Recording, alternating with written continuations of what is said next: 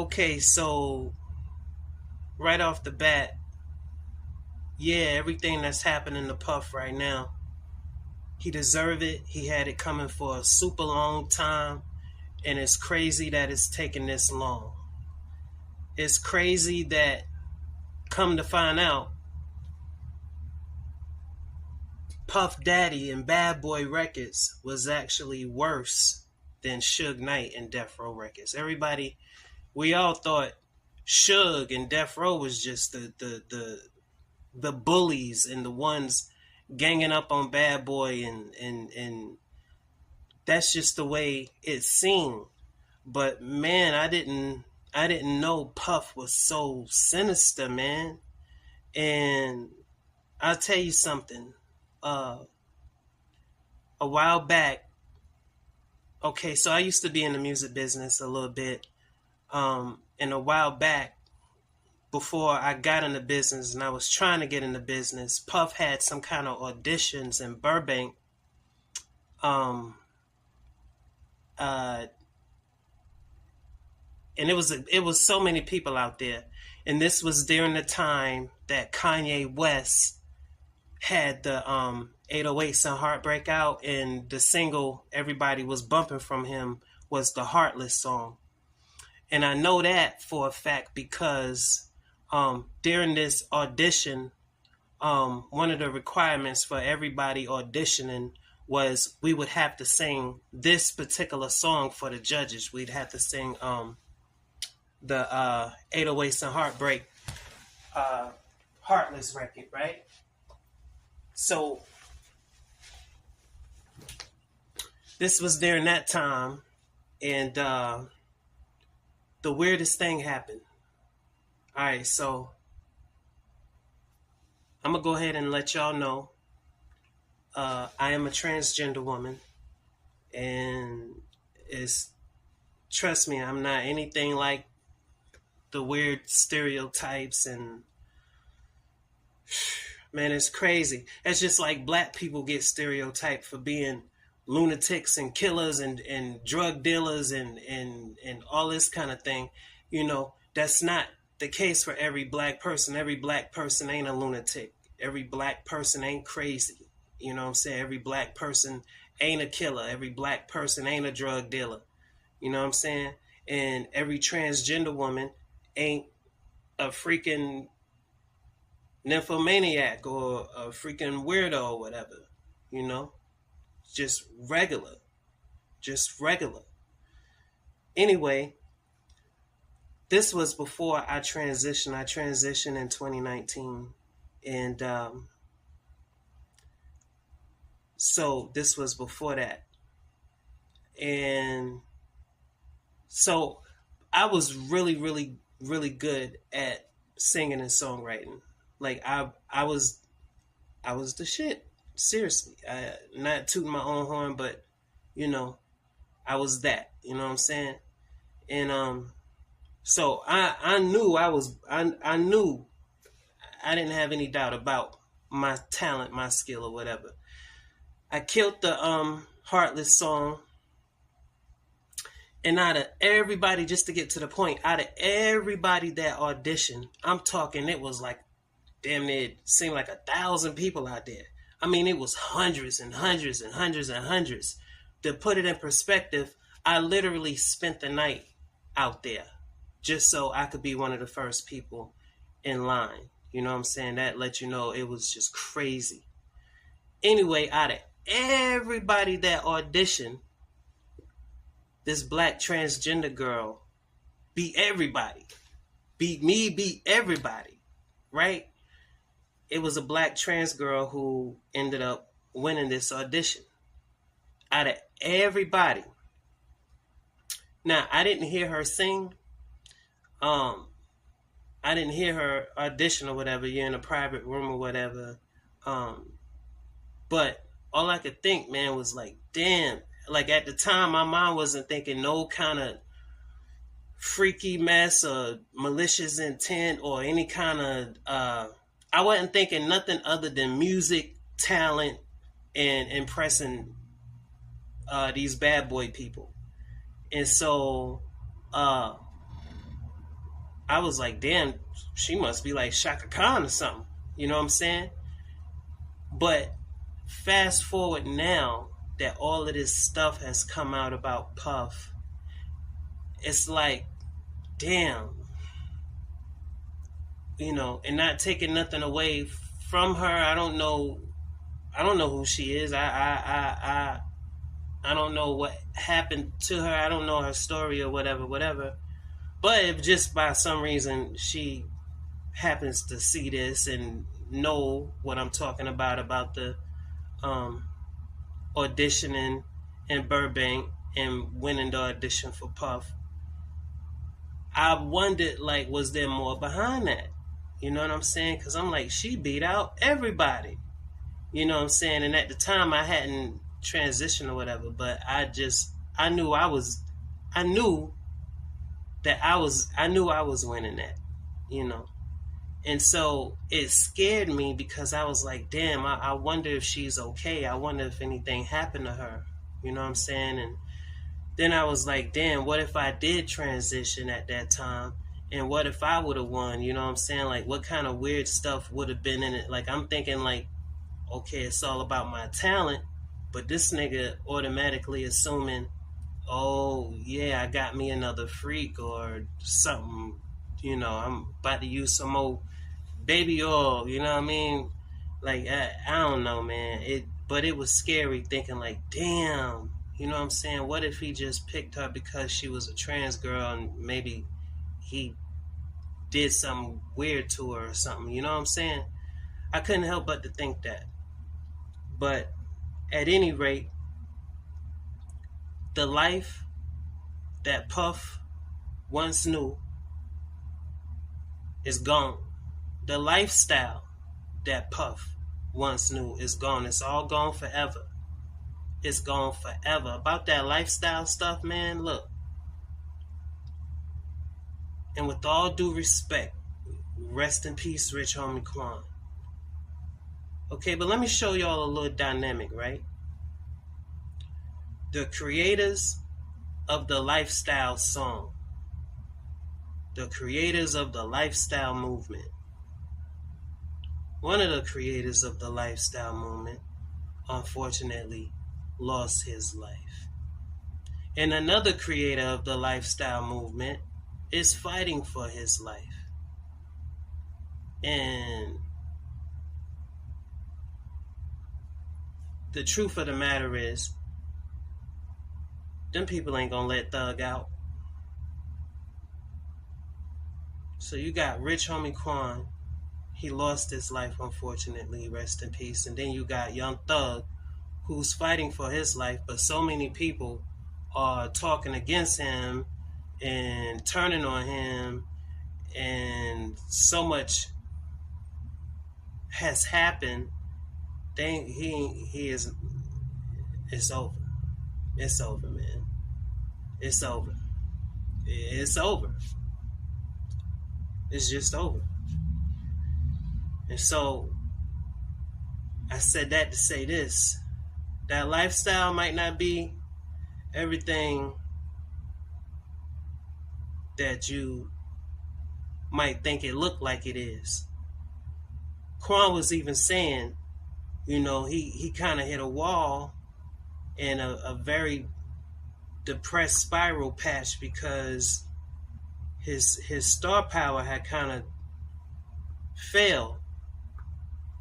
I mean, he was still that nigga, but he said he wasn't getting paid the same. He got to a point, I mean, he was just going through some things, but it was because of the business of music, not necessarily because of the music for the business. It was the business side of the music business. And it's a lot to handle. So, man, maybe the good lifestyle is just getting you a nice job, man. Just finding a good, stable job. Making sure you got a nice, stable job, a stable home. You know what I'm saying? You got money coming in. You doing your thing. You just, you get groceries when you need groceries. You know, You good. You healthy, you free. You got a place to live, got a job, got a car. That's a good lifestyle. You're out the way. You ain't bothering nobody. That's a beautiful lifestyle. Another thing I want y'all to know is think about it this way. For years, man, everybody was, in a way just kind of like envying that lifestyle, man. And who showed it up more than Bad Boy, in the early 90s? Who was the tippity top people who would showcase that lifestyle all the time? And so it was just like, damn, these niggas is just living the fantasy life every single day. It just looked incredible on the screen. It just looked amazing. It sounded amazing, and now we find out that everything that glitter really ain't gold. Everything that glitter really is not gold. So Puff had all that money, all that prestige, all that power, the jets, the millions, the multiple homes, bi-coastal homes, platinum plaques, worldwide fame and recognition, and, all that. And you might be watching this or listening at this, however you getting this right now. You might be laying on your bed, broke, just holding your phone, just got through eating some beanie weenies and some rice. Maybe you made you some Jiffy cornbread if you was feeling kind of fancy. You ain't got 2 nickels to rub together. Don't got no job, or you just got fired. Some BS on the job, or some BS at home. You going through it. You just laying in bed, just upset and watching this video. Check this out. Right now, as you watching this, Puff Daddy would rather be in your shoes. He would rather be you right now. Like how you envy the whole Bad Boy movement, how they was living just crazy large. You know what I'm saying? And not envying in a bad way, but just like, golly, like when you think of these niggas, you just think of fantasy people, like people that don't even really exist, because these people are literally floating on cloud 9 every day. You know what I'm saying? But now tonight, man, Puff would rather be the one in that bed, broke, looking at his phone, just got through eating some beanie weenies, some rice, some cornbread. He got fired from the job. You know what I'm saying? He would rather be going through that. He would rather be you tonight. He would give anything not to be Sean Combs, not to be Puff Daddy tonight, right now. He would give anything to be you. Ain't that something how that work? All his money can't do nothing for him tonight. Can't do nothing for him tonight. This ain't gonna go to trial for at least a year, maybe more, but at least a year. So it's over for him already. He's not getting out. And when he do go to trial, it's a wrap. It's too many people speaking against him. It's too much physical evidence.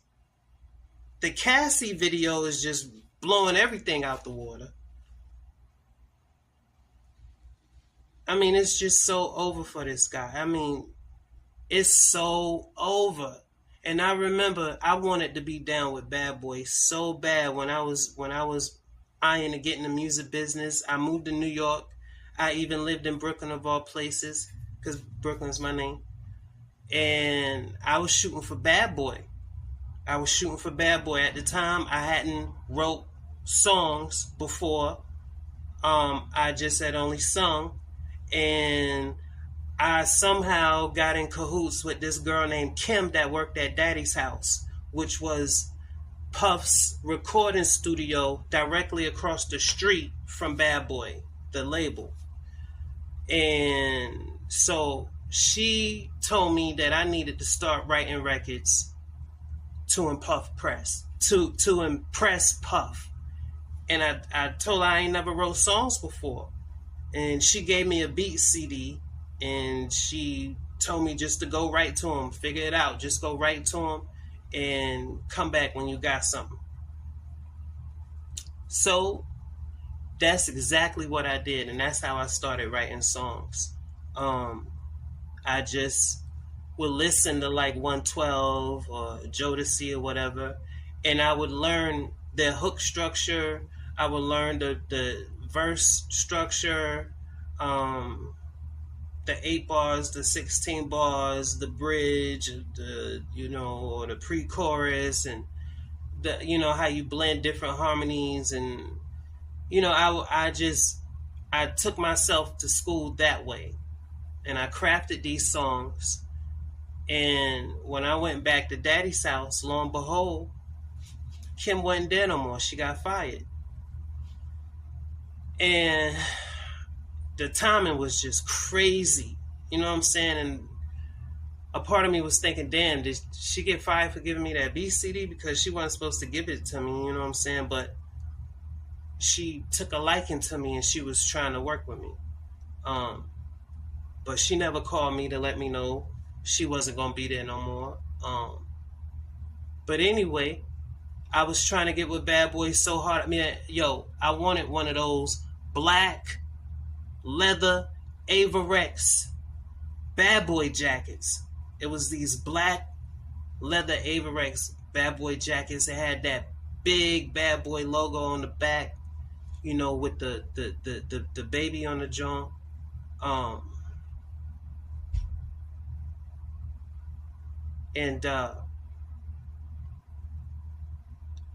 I needed one of them jackets, man. I needed one of those jackets. I had to have one of them jackets.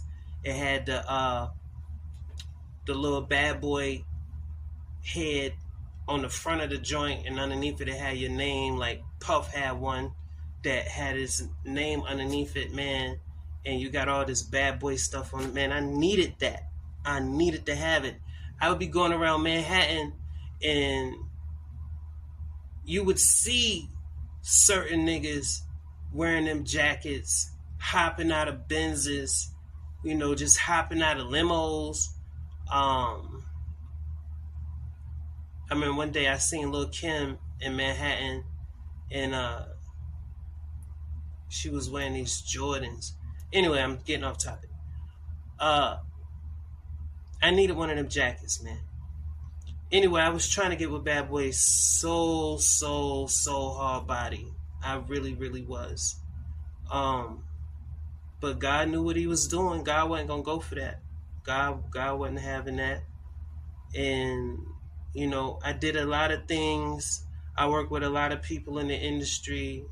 I worked with Tyrese. I was rolling with Jazz from Drew Hill for a long time. There's a couple of movies that have my songs featured in them. A few things, you know what I'm saying? But I'm not even, my mind is nowhere near the music business today. But anyway, Puff is hating life tonight. This nigga only get 3 showers a week. He can only shower 3 times every week.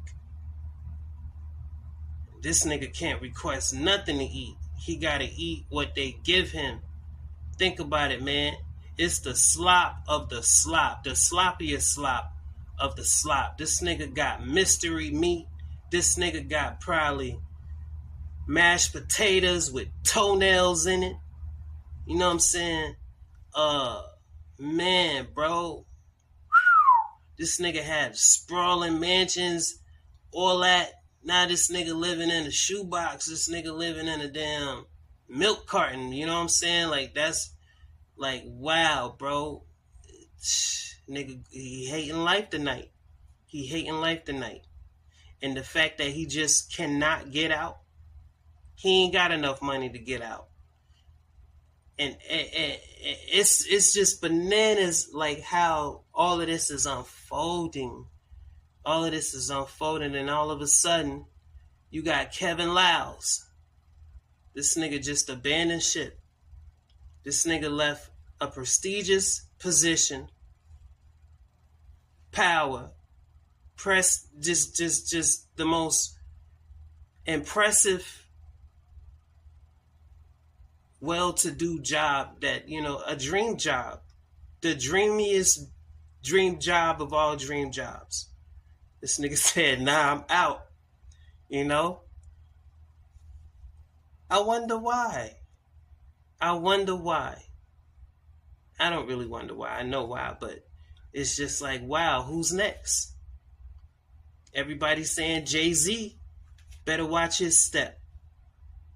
I say Janice Combs should lawyer up.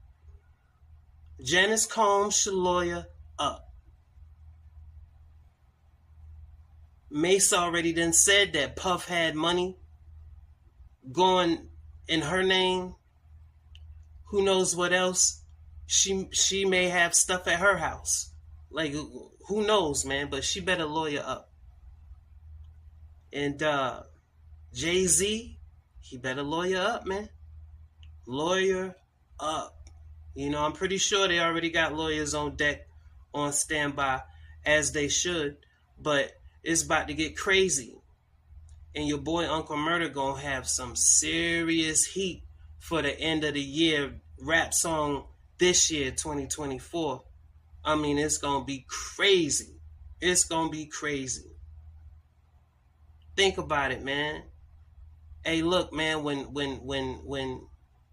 when King comes and what's my man name? When his sons was walking out of the courthouse the second time, and they were walking to their cars and everything, man, it looked like they just came from a funeral. I mean, it's over with, man. The party is over. It's over with. Over. It's over with. You know, everything that's happening right now, you gotta think, man. This is for Biggie Smalls, Notorious B.I.G. You know what I'm saying? This is for Kim Porter. This is for Tupac Shakur. This is for Little Rod. This is for Black Rob. This is for Craig Mack. You know what I'm saying? This is for Al B. Shore. Because, hey, you about to hear some explosive news from Al B. Shore himself. He got a documentary coming out real soon. But remember when Al B. Shore was in that coma? Almost died, went to the upper room? And then Al B. Shore came out and said he finna have this documentary that's gonna come out with some explosive news. And when it come out, some people gonna need more than Homeland Security. Who you think he was talking about? So he telling us that Puff has something to do with him almost going to the upper room. And he almost went. He's saying that Puff has something to do with it. But yeah, man, karma ain't no joke. And it ain't enough money in print that will stop karma from jumping on your ass whenever it need to. That's why it's a good thing to treat people like you would want to be treated off the bat. That's why I feel like it's imperative, man, to have a relationship with Jesus Christ. If you really about that life, you say you want some love, you brother love, all that. God is love. God is the epitome of love. God say the only way to him is through Jesus Christ. That's for another topic. That's another topic.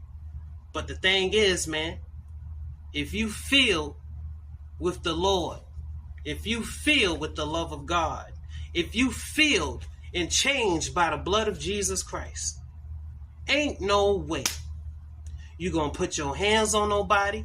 You ain't gonna assault nobody. You ain't gonna kick nobody, punch nobody, grab nobody by their throat. You know what I'm saying? You ain't gonna have nobody having sex with strangers. You ain't gonna be having 1,000 bottles of baby oil and lube. You know what I'm saying? You're not gonna, you're not gonna behave the way this nigga behave. You're not gonna be withholding people's money just because you can, not because you need it. Speaking of, I just seen a video today on YouTube of Puff Daddy. He was in some room, a large room. He was sitting around a bunch of people, and he was telling all these people, he was like, yo, he was like, I can do anything I want, whenever I want, because I'm the freest nigga living. That's what this nigga said on everything. That's what this nigga said. He said he could do whatever he want, whenever he want, because he is the freest nigga living. Look that up. It's actually on the video title that you can type in for YouTube. It's called Puff Daddy or Diddy's creepiest TikToks. Diddy's creepiest TikToks. Look it up that way. You'll see it. It's on there, man. But that explains a lot. If you really feel like you can do whatever you want, whenever you want, and you feel like you the freest nigga living, whatever that means. What is the freest nigga?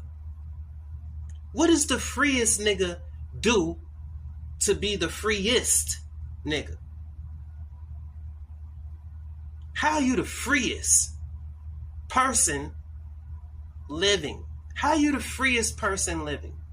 The freest? What does that even mean? I'll tell you what it means. In his mind, the freest nigga living, as he put it, means just what he said.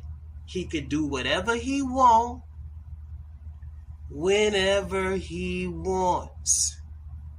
And that includes violating you. Whether it's your body, whether it's your money, whether it's your life, it don't matter. He can do whatever he want, whenever he want.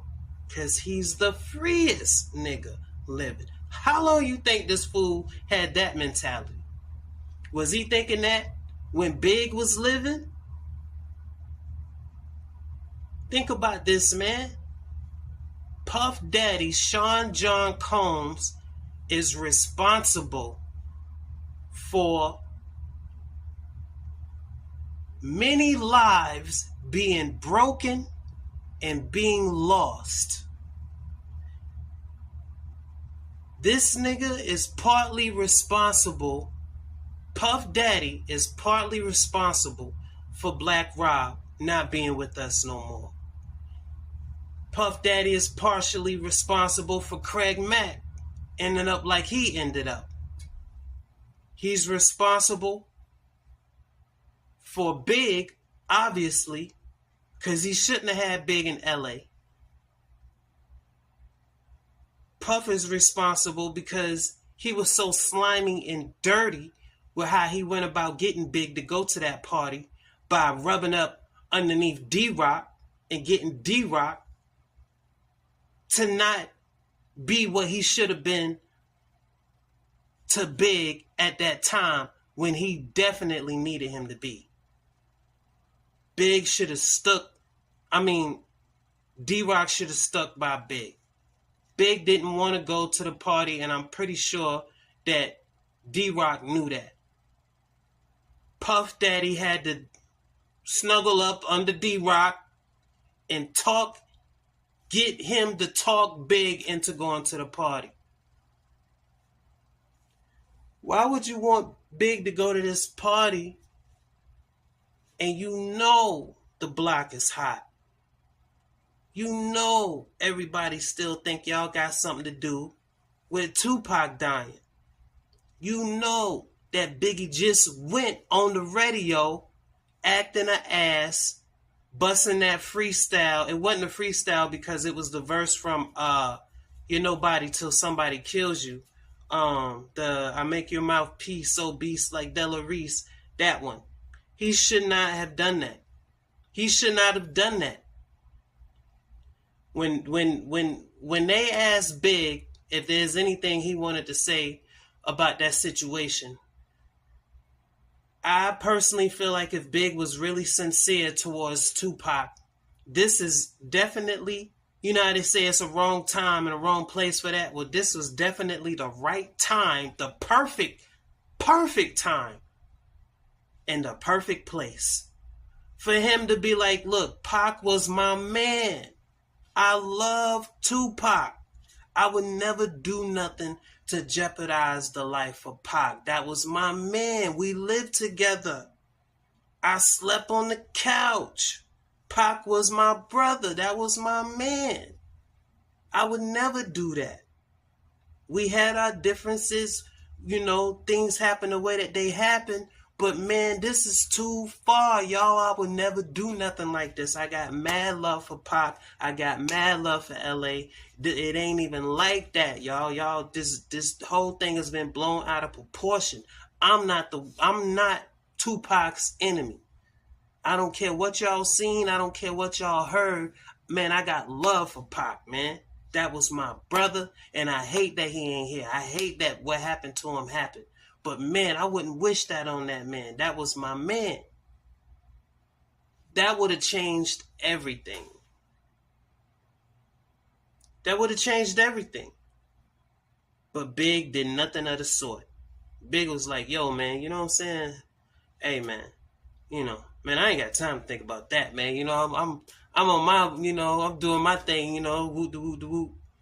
Man, no, like, but you the CEO. Your artist just did something so stupid. And for y'all to be so street smart, how could y'all think any of that was a good idea? Mace rolling around LA with the drop top like it was sweet. You know what I'm saying? At that time, man, it was like, yo, man. It was the blind leading the blind. A perfect example of the blind leading the blind. You know what I'm saying? Puff got a lot of blood on his hands. He's responsible for a lot of broken lives. Puff did a lot of dirt, man. He did a lot of dirt. He did a lot of dirt. And he didn't need to. He didn't need to. But the bottom line is this. The Bible say you judge a tree by the fruit that it bears. And you know what? This nigga bear bad fruit. This nigga was evil, man. This fool was the devil, man. And think about this, man. Look at some of the last pics of Puff. Look how different he was looking. You could just see the evil just all in this nigga. Look at his eyes. Look at those eyes. Look at him. He looked dark, man. It's a darkness to this nigga. That's that evil within, bro. It wasn't nothing light about him. Wasn't nothing light about him, man. And so everything that's happening to him tonight, that he going through tonight, he brought it on himself. I don't feel bad for this nigga whatsoever. More people gonna come out talking. More witnesses. He gonna have more lawsuits, more charges. This nigga gonna go totally bankrupt, broke. You know what I'm saying? And man, it's just a horrible look. It's just a horrible, horrible, horrible look. Something that nobody, including myself, would ever think happened. I mean, this is just unreal that this happened. You know what I'm saying? It's just crazy. But like DMX said, you do dirt, you get dirt. You know what I'm saying? And boy, this nigga is eating dirt casserole for sure. You know what I'm saying? Because he did a lot of dirt, man. He did a lot of dirt. And you got to be a dirty Negro to have a nigga want to throw a refrigerator at you. A nigga say, I want to hit you with a refrigerator. Yo, you got to be super dirty for a nigga to go there. I mean, think about it logically. How could you just hit a nigga with a refrigerator? It ain't like you hitting a nigga with a stick or a bat or a board or with your hand or, you know, nothing like that. If a nigga make you so angry that you feel like you could just pick up a refrigerator and just smack this nigga across his face with it, that's got to be some really, really, really next level madness right there.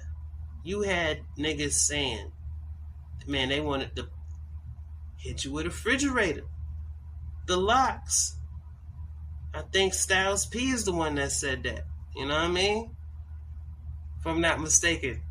But one of them niggas in the radio station that day, I know y'all know what I'm talking about.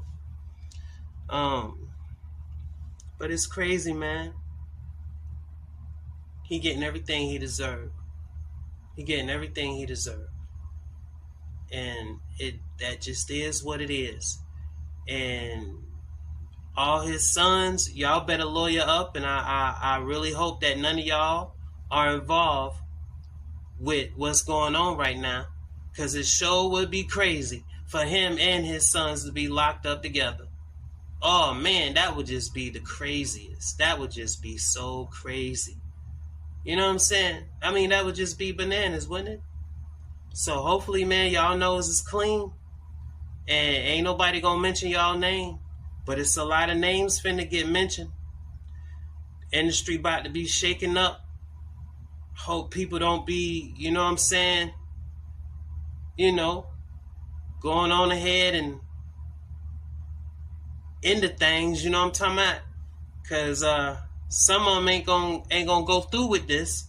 You know what I'm saying? Everybody ain't gonna sit around and wait for the police to get them, if you know what I'm saying. So, man, this is crazy. But they got Puff, and Puff is gone forever. It's over with. I'm telling you, it's over. So over. Hit the like button, subscribe. We got more. And as this unfolds, I'll keep coming back and keep talking about more. Alright. God bless y'all. Do the right thing. Stay on the right side of life. Alright.